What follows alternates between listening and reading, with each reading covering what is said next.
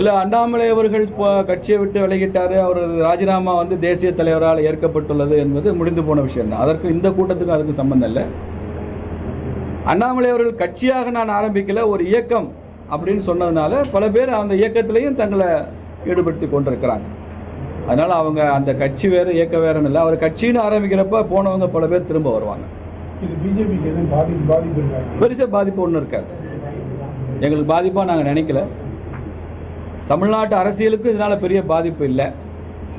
இப்போ உதாரணமாக தமிழ்நாட்டினுடைய ஆட்சி மாற்றம் ஏற்பட்டுரும் இதனால், அல்லது வேறு அகில இந்திய அளவில் ஒரு பெரிய தாக்கம் ஏற்பட்டுரும், அந்த மாதிரியான சூழ்நிலை இன்றைக்கி அரசியல் சூழ்நிலை அப்படி இல்லை.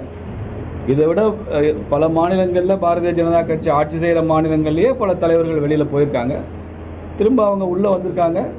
திரும்ப சிஸ்டத்தோடு அவங்க சேர்ந்து வேலை செய்திருக்கிறாங்க. நான் நிறைய தலைவர்கள் சொல்ல முடியும். பக்கத்தில் கர்நாடகாவில் எடியூரப்பா அவர்கள் வெளியில் போனாங்க. கல்யாண் சிங் உத்தரப்பிரதேசில் ஒரு காலத்தில் அத்வானி வாஜ்பாய்க்கு அப்புறம் the glorified third biggest leader Kalyan Singh, அவரே வெளியில் போனார். திரும்ப கொஞ்ச நாள் கழித்து மனச்சமாதானம் ஆகி வரத்தான் செஞ்சார். அதே மாதிரி உமா பாரதி அவங்கெல்லாம், மதன்லால் குரானா, கேசுபாய் பட்டேல், சங்கர் சிங் வக்கேலா, இப்படி நிறையா நான் சொல்ல முடியும். அப்படி பெரிய அளவில் ஒரு கட்சிக்கு சவால்கள் அந்தந்த மாநிலத்தில் உருவாகத்தான் செய்யும்.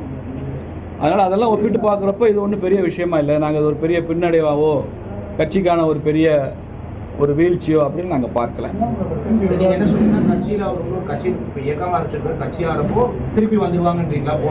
எங்கள் அனுபவம் அப்படி இருக்குன்னு சொல்கிறேன். நான் அண்ணாமலையை பற்றி பேச சொல்லலை. எங்கள் அனுபவம் இதுக்கு முன்னால் நடந்த அனுபவங்கள் அப்படி தான் இருக்குது அப்படின்னு சொல்கிறேன். நீங்கள் ஒரு விஷயம் பாருங்கள், ஒரு கம்பேரிசனுக்காக சொல்கிறேன். யாரெல்லாம் காங்கிரஸை உடைச்சிட்டு போனாங்களோ அவங்கெல்லாம் இந்த ஒரு 60-70 வருஷம் அரசியலில் பார்த்தீங்கன்னா ரொம்ப பெரிய சக்ஸஸ் அடைஞ்சிருக்காங்க. இந்திரா காந்தி அம்மையாரே காங்கிரஸை உடைச்சிட்டு வெளில வந்தவங்க தான். இண்டிகேட்னு அந்த காலத்தில் மாறிச்சு. காங்கிரஸை விட்டு வெளியில் வந்தாங்க, பிரைம் மினிஸ்டர் ஆகிட்டாங்க. மம்தா பானர்ஜி காங்கிரஸை உடைச்சிட்டு வெளில வந்தாங்க, சிஎம் ஆனாங்க.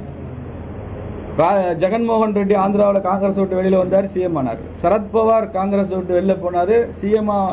அந்த மகாராஷ்டிரா அரசியல் ரொம்ப பெரிய முக்கியத்துவம் வாய்ந்த ஒரு இடத்துக்கு சரத்பவார் வந்தார்.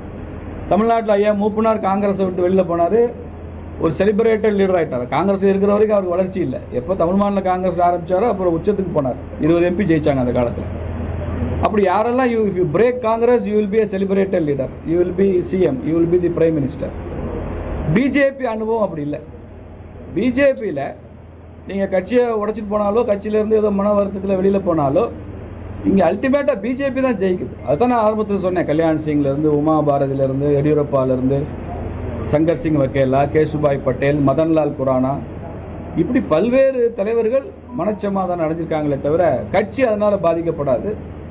அது அந்த அனுபவம் எங்களுக்கு இருக்கிறதுனால நான் அதை உங்கள்கிட்ட பதிவு செய்ய விரும்புகிறேன்.